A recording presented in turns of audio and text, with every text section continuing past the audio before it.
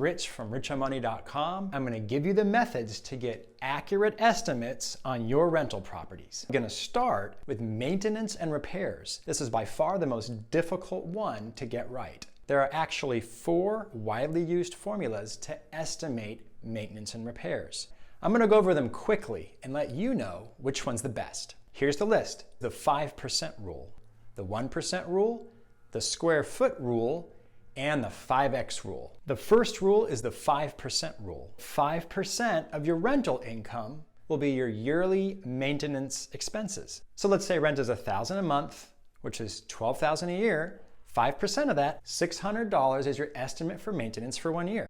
I don't like this rule. I've had between 20 and 30 properties the last 6 years. $600 for 1 year? Have a plumber come over once, have someone come to fix the AC once, and you've blown that budget out of the water. The next rule is the 1% rule. Don't confuse this rule with the 1% rule for calculating rent. This is the 1% rule for calculating expenses, which means 1% of the price of the home will be a good estimate for how much you'll spend on maintenance for 1 year. $100,000 house, 1% is $1,000.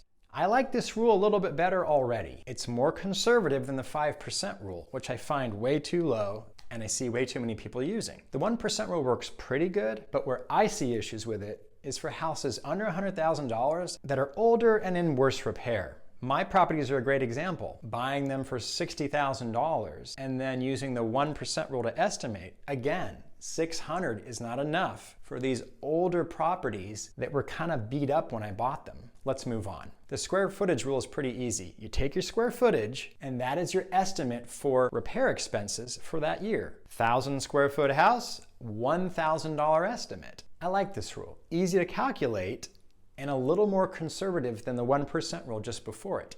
The problem with this rule is cost of living.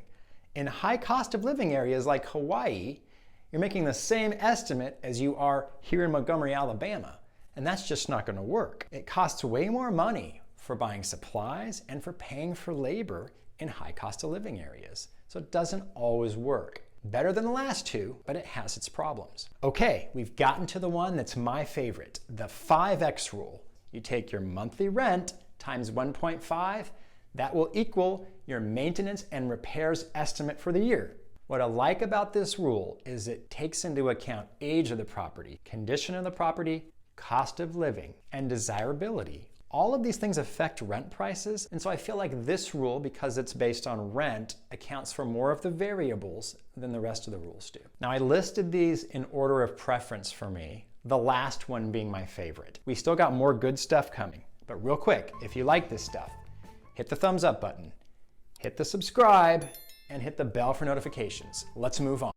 The next expense we're going to talk about, also a pretty difficult one to do correctly, capital expenditures. Now, capital expenditures needs to be a separate category from maintenance and repairs that we just talked about. A capital expenditure is usually a large amount of money that happens every 8 or 10 or even 50 years. A good example of this would be a new roof, a new HVAC system, new windows in your property. Now, what is maintenance and repairs? Simply repairing those 3 things instead of actually replacing them. I'm going to throw up a simple Excel spreadsheet that I threw together, and you could easily throw this together too, and it's the best way to calculate capital expenditures. And here's our handy dandy capital expenditures chart. And you guys fill this out with all these categories of different capital expenditures that you may end up having. HVAC, you write that here.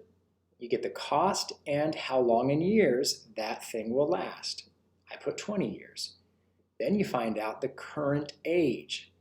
It's 10 years old in the rental property that you're about to buy. That means your remaining life, subtracting these 2 numbers, your remaining life is 10 more years. So you take the cost, divide it by the remaining life, and this is your annual budget amount to pay for that, if and when you've got to fix it. Do that for each one of these, add it all up. That is a yearly budget for capital expenditures. Most investors ignore this. Ignore it at your own peril. You end up paying this money in the long run. Our next category of expenses is vacancy rate. Probably the last tricky one you'll have to deal with, so listen carefully. For vacancy rates, the very best thing to do is to ask other investors in that area. The best place to find them is in local real estate groups. REIA, Real Estate Investment Association. Google your city, REIA, and you might find them. A lot of these groups also have Facebook groups, so Google there as well. Another place to go, Bigger Pockets forums. They actually have these forums set up by city, and you can link up with other investors there. Ask those investors what kind of vacancy rates they're seeing. The next best place to check this is property management companies. You need to talk to property management companies anyway, because you need to vet them for your future of investing there. But ask them what the vacancy rate is for the neighborhood that you want to invest in. Now, just to help you understand how these are calculated, single-family vacancy rates are different than multifamily. For single-family vacancies, it's all about time. Time it was vacant over total time. 6 weeks vacant out of 52 weeks, which comes out to 11.5. You could also do that with days. Let's talk about multifamily.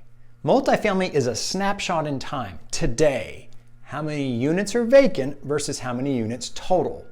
That'll come up with a percentage. It's kind of the same thing. If you had 52 units, 6 are vacant out of 52 total, boom, 11.5 vacancy rate. You got this far. Now the rest of these are a little bit easier to calculate. I'll go through them quickly for you. Property taxes. These are easy to look up online. You can see them on Trulia and on Zillow. Now those aren't the best places in the world. It's probably accurate, but the best place you can go is to that city or county website for property tax, and you can actually look it up. You'll also be able to see who owns the property. I actually have a video, I'll post a link to it. I think you should see it up in a corner or something, and it shows you how to do this. Now there's something called the homestead tax exemption. You have to understand this for property taxes. Maybe you can see what somebody's paying for property taxes right now, but they have a homestead exemption, which means they are residents of that state who are living in the property that they own. They might get a discount on property taxes. It could be half what you're going to end up paying. You need to check for the state that you're in. Let's move on. Property insurance. There are 2 ways to do this. One, get it from the person who owns the property now. Better off to get an actual bill or maybe statements that show the bill being paid. The second thing you can do is get a quote from a property insurance company. I think State Farm and Geico are great places to start. Now, when you're getting a quote from an insurance company, they're going to ask you a lot of questions about the property, like what kind of roof does it have, or is the electrical panel updated? Take your best guess and answer this for them. If you tell them you don't know, they probably won't give you a quote, so just guess. The next category is mortgage. This one's simple. All you have to do is go to an online calculator for mortgages and get the information you need. The monthly payment, that will be principal and interest together. Now keep in mind, sometimes mortgage payments have property taxes and property insurance included. So make sure that you're not counting those twice somehow. Next category, property management. This one's pretty straightforward. You find out what the fees of that property management company are. Very typical is a percentage of rents. Roughly 10% of rents usually get taken by the property management company. The next thing you got to worry about is new leases, or writing a new lease, or filling a vacancy. They're going to charge for that. Sometimes it's half a month's rent or a full month's rent. That can really add up in places that have high turnovers. The next thing is they might have a surcharge on top of repairs. Let's say they hire a handyman, it costs $100, they might tack on 10% for their trouble. I'm gonna finish up real quick with the last two. Utilities. Not so common with single family homes, but with multifamily homes, even like maybe with a fourplex, you might pay the water. You might pay for electric outside. You might also pay for landscaping. Best thing you can do is to get copies of all the bills that the prior owner had and actually look at those and verify that that's what it is. Last but not least, HOAs. Your neighborhood or your complex might have an HOA. Could be very high, could be several hundred a month. Might just be like $50 a month, but put that into your calculations. So you take all these expenses in each category we talked about today, you add them up. That is your expenses for your rental property. This should give you the confidence to know the right price to pay for this property. It should also give you the confidence to know when someone's BSing you with their expense estimates. You won't get taken advantage of. Look out for things like 5% estimates for repairs, no estimates for capital expenditures, 5% vacancy rate. That's just not likely. My name's Rich, richonmoney.com. I'm a conservative real estate investor who wants you to do real estate right. Give me a thumbs up, hit the subscribe button, hit the notification bell, leave a comment. Which expense do you think is the most important to get right? This is Rich on Money, signing off.